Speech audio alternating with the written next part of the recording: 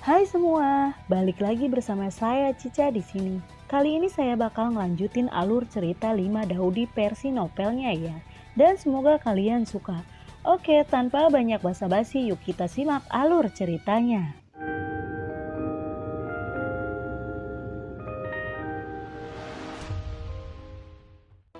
Di cerita sebelumnya, di bawah aksi kekuatan pemurnian, kekuatan di tubuh Xiaoyan sedang dimurnikan. Dan ki pertempurannya di tubuh Xiaoyan secara bertahap dimurnikan, digantikan oleh kekuatan sumber paling murni. Pada akhirnya semua ki pertempuran di tubuhnya diubah menjadi kekuatan sumber. Dan kristal sumber di tubuhnya juga diam-diam berubah. Dengan pemurnian berkelanjutan di kolam pemurnian, semua ki pertempuran di tubuh Xiaoyan dimurnikan. Dan kristal sumber di tubuhnya berangsur-angsur berubah menjadi pil sumber yang jernih. Energi yang tersimpan dalam pil sumber bahkan lebih besar. Meskipun Xiaoyan tidak memiliki energi pendendam di tubuhnya, selama pikirannya bergerak, sumber energi di Yuandan dapat dengan cepat diubah menjadi energi pendendam. Transformasi antara energi pendendam dan energi sumber sangat cepat dan fleksibel. Pada saat ini Xiaoyan merasa lebih kuat dari sebelumnya. Saat dia keluar dari kolam pemurnian, dia merasa terlahir kembali. Xiaoyan sudah menyelesaikan pemurnian terlebih dahulu. Sementara Nalan Qingsui, Jiu Bai, dan Linglong belum menyelesaikan pemurnian. Berdiri di samping kolam pemurnian, Xiaoyan bisa merasakan bahwa mereka bertiga sangat mungkin untuk menerobos dalam satu gerakan dan menjadi kekuatan tingkat Daudi. Seiring berjalannya waktu, Jiu Bai memimpin untuk menjadi Daudi, keluar dari kolam pemurnian. Jiu Bai tersenyum lalu berkata,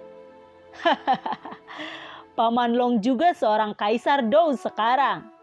Pada saat ini Linglong melompat keluar dari kolam pemurnian dan berkata kepada Jiu Bai, apakah kamu sudah mencapai kaisar Dou? Wanita tua ini juga seorang kaisar Dou sekarang.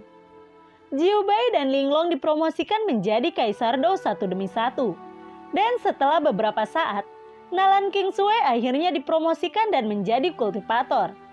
Pada saat ini Xiaoyan dan keempatnya semuanya kuat di level Daudi. Keempatnya tidak lagi ragu-ragu dan terus berjalan di jalan menuju langit. Jalan menuju langit ini agak panjang. Meskipun Xiaoyan tidak tahu berapa lama mereka telah berjalan di jalan menuju langit, menurut dugaan Xiaoyan, mereka telah menghabiskan 2 tahun di ruang ini. Setelah perjalanan panjang, Xiaoyan dan keempatnya akhirnya sampai di ujung jalan menuju langit. Di ujung jalan menuju langit ada gerbang Yin dan Yang.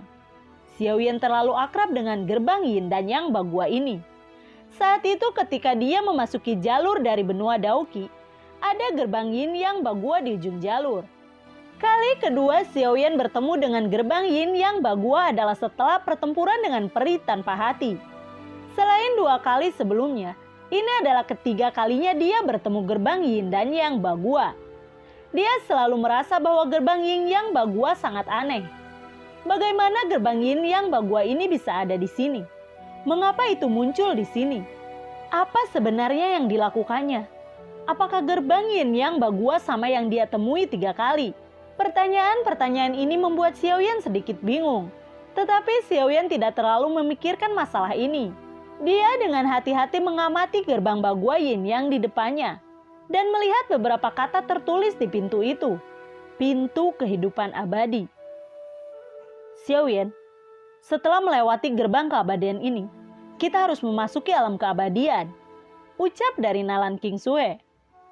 Baiklah, Xiaoyan mengangguk dan berkata kepada ketiganya, ayo mari kita bekerja sama untuk membuka pintu menuju kehidupan abadi. Setelah mendengarkan kata-kata Xiaoyan, Nalan Qingsui, Jiu Bai, dan Linglong berdiri, berdampingan dengan Xiaoyan. Dan kemudian mereka berempat bekerja sama, menjauh dari gerbang keabadian. Saat keempat sinar energi memasuki gerbang kehidupan abadi tiba-tiba terbuka perlahan. Di dalam gerbang keabadian, ada hamparan luas cahaya putih menyilaukan, sehingga mereka berempat tidak bisa membuka mata mereka. Keempatnya segera berpegangan tangan dan berjalan menuju gerbang keabadian.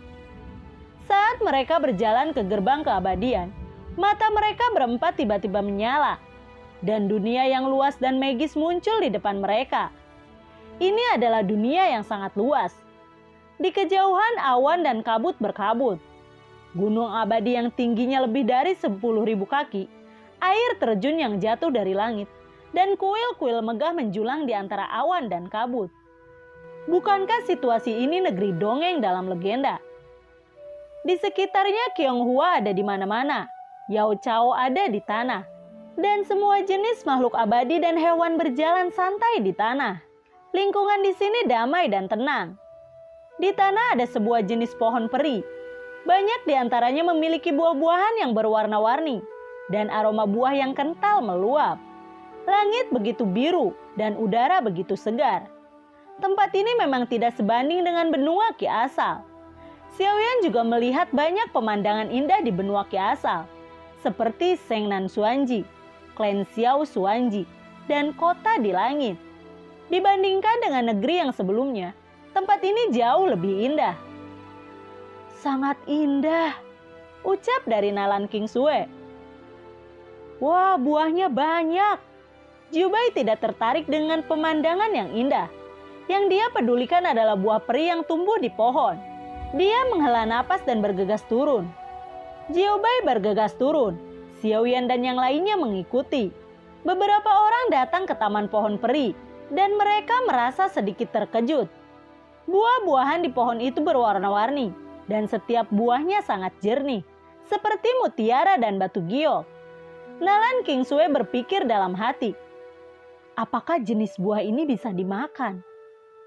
Jiubai tidak peduli tentang ini, lalu mengambil buah dan mengunyahnya, memakannya dengan senang hati, dan dengan lantang memuji.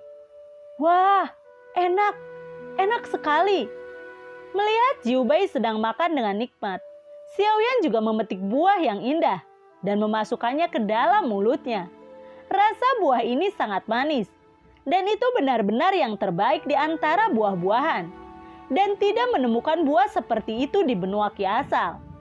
Setelah memakan buah, energi yang lembut dan agung tiba-tiba menyebar di tubuhnya, dan kemudian berubah menjadi sumber kekuatan, dan menyimpannya di Yuan-duan. Xiaoyan sedikit terkejut. Buah di sini benar-benar sangat aneh, dan memiliki efek seperti itu. Jika makan buah jenis ini setiap hari, maka tidak perlu berlatih, dan kekuatan juga dapat ditingkatkan. Enak sekali. Ayo makan semua buah-buahan ini, ucap dari Jiubai. Melihat Jiubai, Linglong lalu berkata, naga bodoh, bagaimana kamu bisa makan begitu banyak buah? Dasar serakah, ucap dari Linglong. Lalu dia berkata lagi, menurut pendapatku, sebaiknya kita pindahkan saja bagian dari hutan buah peri ini dan memakannya kapanpun kita mau di masa depan. Jiubai lalu berkata, aku serakah. Aku tidak menyangka kamu seekor ular cantik menjadi lebih serakah dariku. Namun aku cukup menyukai pendapat ini, ucap dari Jiubai sambil tersenyum. Nalan Kingsue sedikit khawatir tentang pendapat Linglong dan berkata, itu tidak baik. Kami baru di sini, dan kami tidak tahu apakah ada pemilik di kebun ini. Kami mencuri buah-buahan seseorang seperti ini. Kalau pemiliknya datang, itu tidak baik, ucap dari Nalan Kingsue. Mendengar keberatan Nalan Kingsue, Jiubai berkata dengan marah, hei gadis kecil, mengapa kamu begitu penakut? Xiaoyan tiba-tiba berkata, aku pikir apa yang dikatakan Kingsue benar. Kita di sini untuk sesuatu tujuan, dan kita tidak dapat membuat tambahan apapun. Setelah kita makan buah-buahan ini, kita harus pergi dari sini sesegera mungkin, ucap dari Xiaoyan. Seseorang datang. Nalan Kingsue tiba-tiba berbisik. Ketika Xiaoyan mendengar ini, dia benar-benar mendengar dua orang mendekat ke arah ini. Dia segera memberi isyarat, sehingga mereka bertiga tertahan dan bersembunyi. Orang-orang yang datang adalah dua wanita cantik dengan kain kasa tipis. Satu dengan kain hijau, dan satu lagi dengan kain merah. Dengan keranjang bambu di masing-masing tangan mereka, keduanya berbicara sambil berjalan. Kamu bilang Tuan Mudayun akan datang ke pesta abadi ini. Kita harus datang. Pertempuran abadi ini diadakan hanya sekali setiap 10 tahun. Dan orang-orang penting dari Changcheng Tian akan berpartisipasi. Selain itu, para dewa dari beberapa surga di atas juga dapat berpartisipasi. Benar atau tidak? Aku baru saja mendengar tentang kebenaran atau kepalsuan. Jadi bagaimana aku dan pelayan kecil lainnya bisa tahu? Apakah peri yang tak berperasaan akan datang? Peri yang tak berperasaan pasti akan datang. Dia memiliki hubungan yang sangat baik dengan Perijilan. Dan pameran ini diselenggarakan oleh Perijilan. Dia tidak punya alasan untuk tidak datang. Itu benar. Ayo cepat kita petik buah peri ini. Perijilan pasti sudah menunggunya. Keduanya mengakhiri percakapan mereka dan datang ke tempat Xiaoyan mencuri buah peri tadi. Melihat pohon abadi yang hampir sepenuhnya dipetik dan daunnya berserakan di tanah, ekspresi kedua wanita itu berubah dan mereka merasa bahwa situasinya tidak baik. Keduanya saling memandang dan kemudian berteriak pada saat yang sama. Seseorang mencuri buah peri. Mendengar teriakan kedua wanita itu, Xiaoyan dan yang lainnya merasa ada yang tidak beres. Keempat orang itu bergerak, berubah menjadi 4 aliran cahaya, dan naik ke langit. Pada saat mereka berempat naik ke langit, lebih dari selusin pita juga bergegas pada saat yang sama, mengelilingi mereka berempat. Selusin orang semuanya mengenakan baju besi dan memegang pedang, menatap keempatnya dengan dingin. Selusin Daudi barisan yang menakutkan. Tak heran jika orang-orang di dunia mengatakan bahwa orang kuat di dunia umur panjang itu seperti awan. Dan melihat mereka hari ini memang benar adanya. Siapa di antara kalian yang berani datang ke kebun abadi untuk mencuri buah abadi? Salah satu pria jangkung bertanya dengan dingin. Di hadapan barisan yang begitu menakutkan, ekspresi Xiaoyan tetap tidak berubah dan sikapnya tetap tenang. Xiaoyan tersenyum dan berkata, "Aku adalah teman Tuan Muda Yun Gongji, dan dia mengundang kami ke konferensi abadi." Ketika pria itu mendengar 3 kata Yun Gongji, dia tersenyum dan berkata, "Ternyata itu adalah teman Yun Gongji. Meskipun demikian, kamu tidak boleh mencuri buah dari kebun peri.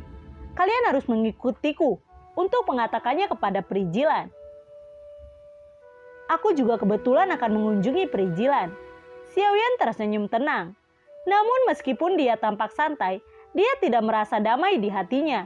Di mana dia mengenal Tuan Mudayun, dan dia tidak tahu siapa Perijilan itu. Pada saat itu akan sulit bagi mereka untuk melarikan diri dari sana. Kalau begitu, ayo pergi. Pria itu memimpin jalan, sementara kerumunan lainnya bubar, samar-samar mengelilingi mereka berempat di tengah.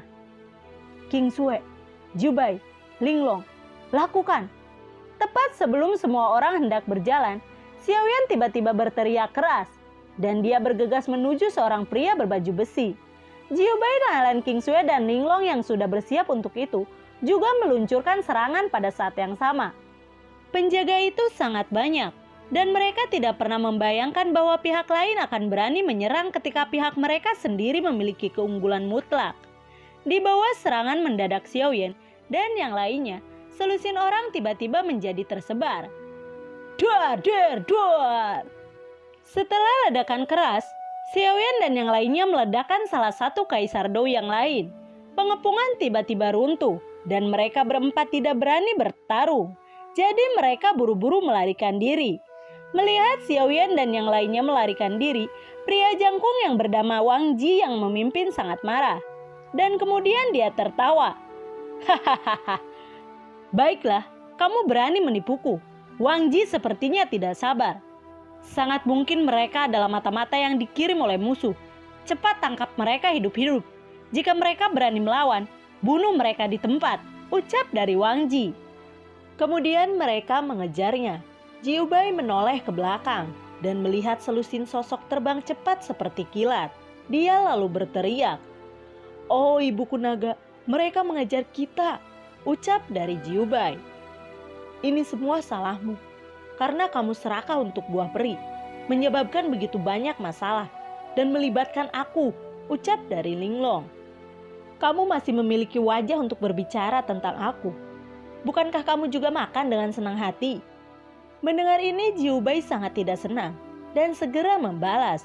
Melihat keduanya berdebat, Xiao Yan segera berkata, "Jangan berdebat. Sekarang bukan waktunya untuk berdebat. Tugas yang paling penting sekarang adalah bagaimana mengatasi kesulitan saat ini," ucap dari Xiao Yan. Melihat musuh mengejar semakin dekat, Jiu Bai sangat cemas. Dia lalu berkata, "Terlalu lambat untuk terbang seperti ini. Kenapa kita tidak menghancurkan kehampaan saja?" ucap dari Jiu Bai. Di Changshengtian musuh mereka juga Daudi kuat. Oleh karena itu kecepatan mereka di mata musuh tidak memiliki banyak keuntungan. Kecepatan mereka cepat dan kecepatan musuh juga sangat cepat. Setelah mendengar saran Jiu Bai, Xiao Yan lalu menjawab, "Lingkungan di sini sangat berbeda dari benua Qi asal. Meskipun kita dapat menghancurkan kehampaan, kita masih tidak dapat melakukan perjalanan melalui kehampaan," ucap dari Xiao Yan. Bagaimana jika musuh mengejar lebih dekat lagi?" ucap dari Jiu Bai. "Aku punya solusi." Xiao Yan segera memberitahu orang banyak dengan suara rendah. "Baiklah, ayo lakukan." Jiu Bai, Linglong, dan Nalan Qingsui setuju secara bersamaan. Mereka berempat masih terbang ke depan dengan cepat. Tiba-tiba tubuh Nalan Qingsui sedikit bergetar, dan Nalan Qingsui lainnya terpisah dari tubuh. Dan Jiu Bai, Linglong juga memisahkan diri dari tubuh utama mereka. Di level Daudi, kamu bisa menjelma di luar tubuh. Tentu saja Daudi hanya bisa berinkarnasi di luar tubuh. Oleh karena itu Jiu Bai, Linglong, dan Nalan Qingsui semuanya dipisahkan menjadi inkarnasi eksternal. Kaisar Dou hanya dapat memisahkan satu avatar eksternal. Dan tubuh ilusi 3000 guntur tidak memiliki batasan ini. Tubuh Xiao Yan terbagi menjadi 2 bagian, 4 bagian, 18, 16, dan seterusnya. Dalam sekejap mata, banyak Xiao Yan terpisah, kecuali tubuh utama Xiao Yan dan avatar eksternal. Sisanya adalah tubuh Lei Huan. Namun semakin besar jumlah Lei Huan, semakin lemah kekuatan Lei Huan. Oleh karena itu, Lei Huan yang ditugaskan memiliki sedikit kekuatan tempur, namun masih bisa digunakan untuk mengecoh musuh. "Aksi!" Xiao Yan berteriak dengan lembut. Dan dengan suara yang jatuh, tubuh Xiao Yan dan Nalan Qingsui digabungkan bersama. Dan inkarnasi eksternal mereka digabungkan bersama. Dengan cara yang sama, tubuh Jiu Bai dan Linglong digabungkan bersama. Dan inkarnasi keduanya digabungkan bersama. Dengan cara ini mereka membentuk 4 kombinasi. 2 diantaranya terdiri dari esensi mereka, dan 2 diantaranya terdiri dari inkarnasi eksternal mereka. Tujuan Xiao Yan melakukan ini adalah untuk mengalihkan perhatian musuh. Saat ini keempat kombinasi itu masing-masing terbang ke 4 arah. Adapun tubuh hantu Xiao Yan, dia tinggal di belakang untuk memblokir kemajuan musuh. Meskipun pemblokiran semacam ini tidak terlalu efektif, itu dapat memberi Xiao Yan waktu untuk melarikan diri.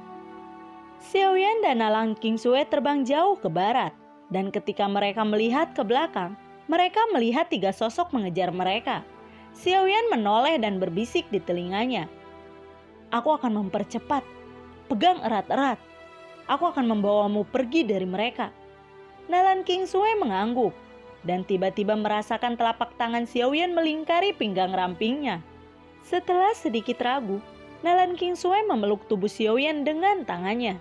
Merasakan aura dari tubuh Xiao Yan, dia merasa wajahnya panas, pipinya yang indah memerah, jantungnya berdebar-debar. Xiao Yan juga merasa tidak nyaman saat Nalan Qingsui memeluknya. Dia hampir jatuh dari udara. Namun Xiao Yan dengan cepat menenangkan suasana hatinya. Pada saat ini semua api aneh di tubuh menyembur keluar, berubah menjadi sepasang sayap api yang sangat besar di belakangnya. Dengan peningkatan sayap api, kecepatan Xiao Yan dipercepat dengan sia-sia, menembak kehampaan yang jauh, melemparkan 3 sosok di belakangnya jauh-jauh. Xiao Yan memeluk tubuh Nalan Qingsui dan keduanya terbang menuju barat dengan kecepatan yang sangat cepat. Tidak tahu berapa lama waktu yang dibutuhkan untuk terbang. Melihat bahwa bagian depan tampaknya telah mencapai ujung langit, Di ujung langit ada tablet batu yang sangat besar, yang berdiri di antara langit dan bumi seperti raksasa. Prasasti itu berkilau, memancarkan napas perubahan kuno dari waktu ke waktu, dan itu terlihat sangat ajaib. Yang paling mengejutkan Xiaoyan adalah bahwa 3 karakter kuno terukir di tablet batu besar. Chang Sheng Tian.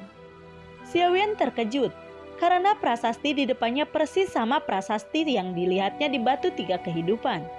Saat itu dia mencari keberadaan Xun Er melalui batu Sangseng dan menemukan bahwa Xun Er mengenakan baju perang ungu, berdiri di atas tablet batu besar dengan ekspresi acuh tak acuh. Prasasti di depannya persis sama dengan yang dia lihat di batu 3 kehidupan. Ada di sini. Xiaoyan dengan lembut mendarat di tablet batu besar, melirik tubuh indah dan menawan di lengannya, dan berkata dengan lembut. Mendengar ini pipi Nalan King Sue memerah lagi, dan tangannya yang memeluk Xiaoyan perlahan terlepas. Berdiri di atas tablet batu, jantungnya masih berdebar. Di mana ini? Nalan King Sue bertanya dengan lembut.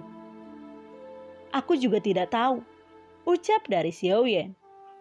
Xiaoyan melihat ke belakang prasasti, dan di belakang prasasti itu ada lubang hitam tanpa dasar. Ada asap di lubang hitam, tetapi asap hanya ada di lubang hitam. Melihat lubang hitam aneh di depannya, Xiaoyan merasa putus asa. Xiaoyan ketakutan. Dengan kekuatannya saat ini, lubang hitam itu membuatnya merasa seperti ini. Dapat dilihat bahwa lubang hitam ini tidak sederhana. Lubang hitam di depannya benar-benar memberinya perasaan yang sangat berbahaya. Lubang hitam itu seperti iblis, dan makhluk apapun yang jatuh ke dalamnya akan ditelan olehnya. Xiaoyan, lubang hitam ini sangat menakutkan. Ayo kita pergi dari sini. Nalan King Sue yang berada di sampingnya juga merasakan sesuatu dan berkata dengan lembut kepada Xiaoyan. Mari kita bertemu dengan Jiubai dan Linglong. Xiaoyan mengangguk dan menjawab dengan ringan. Kamu tidak punya cara untuk melarikan diri. Kamu akan ditangkap jika kamu tidak berhenti. Pada saat ini teriakan dingin tiba-tiba datang dan 3 sosok perlahan muncul di kehampaan, menghalangi Xiaoyan. Orang-orang yang datang adalah 3 Daudi. Salah satunya adalah Wang Ji. Meskipun Xiaoyan menggunakan sayap api untuk terbang jauh-jauh, Wang Ji masih mengejarnya.